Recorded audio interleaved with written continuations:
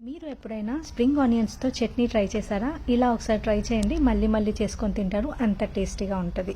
ముందైతే ఒక ప్యాన్లో కొద్దిగా ఆయిల్ వేసుకొని గ్రీన్ చిల్లీస్ని ఇలా హాఫ్ చేసుకొని వేసుకొని కొద్దిగా కుక్ అయిన తర్వాత ఇందులో ఒక 1 స్పూన్ ఆఫ్ జీలకర్ర వేసి అలానే గార్లిక్ని పీల్ చేసుకొని గార్లిక్ కూడా వేసి కొద్దిగా బ్రౌన్ కలర్ వచ్చే వరకు ఫ్రై చేసుకొని ఒక బౌల్లో తీసుకోండి.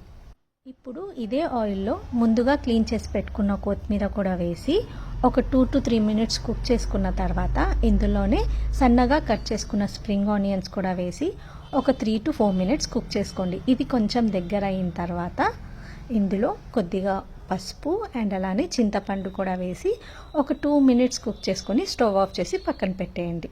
ఇప్పుడు ఇది చల్లారిన తర్వాత ఒక మిక్సీలో వేసుకొని రుచికి సరిపోయినంత సాల్ట్ వేసి కచ్చాపచ్చగా మిక్సీ పట్టుకోండి, మరీ స్మూత్గా చేయకండి. ఇప్పుడు ఒక ప్యాన్లో కొద్దిగా ఆయిల్ వేసుకొని పోపు దినుసులు, కరివేపాకు, ఎండుమిర్చి వేసుకొని ముందుగా మిక్సీ పట్టుకున్న ఈ పేస్ట్ కూడా వేసి స్టవ్ ఆఫ్ చేసుకోండి. ఇప్పుడు వేడివేడి అన్నంలో కొద్దిగా నెయ్యి వేసుకొని టేస్ట్ చేయండి.